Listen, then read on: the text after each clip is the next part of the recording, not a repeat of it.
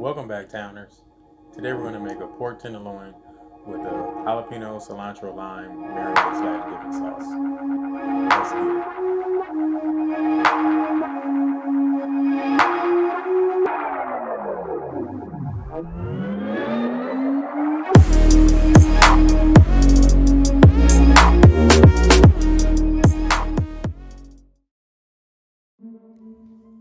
it. Alright guys, to start off this recipe, we started out with our blender cup.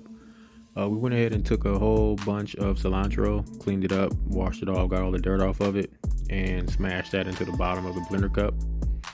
Then we took out a couple of our homies and chopped that up and placed them into our blender cup. And then we added in some vinegar as well as some whole garlic and the juice of 2 limes. And then we added in some kosher salt. We went in and put the lid on top of it, but then we quickly remembered that we did not add any olive oil to it. So we added some olive oil to it. Then we placed the blender cap back on it and then started to mix all this together. All of the cilantro that we smashed into it really wasn't getting blended up, so took it off and gave it a quick shake. Then placed it back on, and then everything was able to combine well.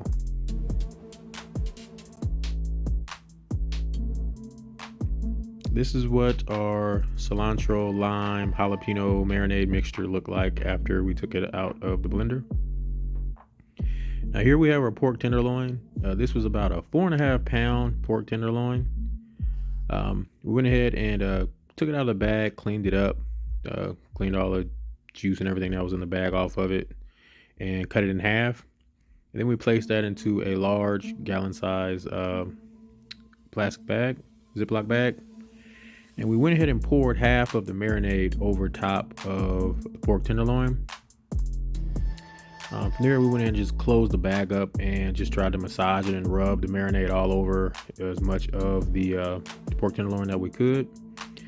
And basically put the lid back on top of it, close it up, and put it into the refrigerator for about 2 hours. Before I put it in the refrigerator, I went in and cleaned off the cutting board and also used some soap and water and clean off the bag, because I did literally just rub the juice all over the bag. So clean that off, wash that up to put it into the refrigerator for about 2 hours.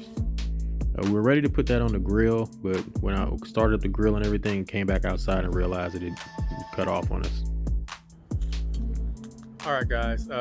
Well, you see, I tried to start the gas grill up. It started and heated up to about 400 degrees, and I went in the house to go get the meat and everything and bring everything outside. But when I came back outside to check it, it dropped back down to 200, and I realized it's out of propane. So I can run to Walmart and get another propane tank and fill it back up, and because Walmart's right down the street. But by the time I go there and come back and get everything back heated up and everything, it'll be dark, because it's already 4:30 right now, and it gets dark at like 5:15 or so. I also could put it on the charcoal grill, but it also will take a bit of time to heat that up and get everything going, and it's cold. It's like 30 degrees outside, which normally isn't a problem, but I just prepped to get it on there and get it done real quick. So getting on the grill is out of the question today, so I'm just gonna go ahead and just pop it in the oven and do it that way. All right, guys. So we're back in the house now. We went ahead and got out our cast iron skillet, put down some olive oil, and just went ahead and placed our pork tenderloin, both pieces of the pork tenderloin, into our cast iron skillet over some high heat. We went ahead and additionally seasoned that with some chili powder and black pepper on both sides, and just basically browned up all sides of the pork tenderloin. We basically tried to sear that for about 2 minutes on each side to get a good sear on all sides of the pork tenderloin. After we got a good sear on it, we went ahead and took it off of the heat and put it on a lined baking sheet with some aluminum foil underneath it for easy cleanup. Went ahead and popped that in the oven at 400 degrees. We also put in an instant probe thermometer into it. We then went ahead and put some additional oil into the pan and put down 2 T-bone steaks that we had. I don't know if you could tell when we were outside, but there were 2 bags that when we were outside. This was what was in the second bag. Basically, I had two additional T-bone steaks in the refrigerator that was getting close to the point of basically me either have to use it or freeze it. So I had the additional marinade, so I just went ahead and poured a fourth of the remaining marinade over top of it, and marinated that at the same amount of time that we marinated the pork tenderloin. And we went ahead and just seasoned this up with some additional salt and pepper. Now here, I was trying to I was looking at this flap right here. It was making it seem as if the meat had like folded over, and I had basically didn't put it down flat, and had it like a little piece that was not getting cooked at the right time. I kept looking at it, but it ended up being that, I guess, the way the butcher cut it, he accidentally cut right down the middle of it as if he was trying to make another cut from it. But I was just messing around with that, but it was perfectly fine. But after we flipped it over, we went ahead and seasoned the other side with some salt and pepper as well, and then put some butter on top of that. Once the butter melted and the other side was completed, went ahead and flipped it back over again. We basically did on each side for about 5 minutes per side, and then we went ahead and took that off of the heat once it was completed. Now this is how our T-bone steaks ended up looking after they came off of the grill. I'm sorry, off of the cast iron skillet. Came out looking nice. Nice char on it. Got a little bit of a brown mark on one side of it. Basically, I was trying to get a nice sear on both sides of it. I kind of went a little bit too long. I think I maybe should have did about 4 minutes as opposed to 5, but it came out great. A little bit past medium well, but it's good enough for me. I normally do medium well. We've got a nice char on both sides of it. The marinade penetrated very nice on the meat, and additional salt and pepper just brought out some more extra flavor of it. Now this picture here is one that I found on the internet, and that's what I was trying to mimic here.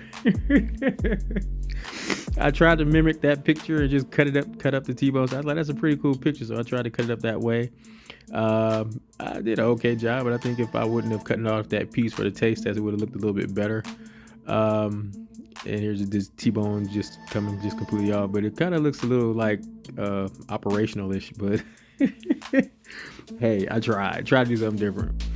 Now here is our pork tenderloin after it came out of the oven. We cooked that until it hit a temperature of 145 degrees internal, and then removed it from the oven. This is how it looked after it came out.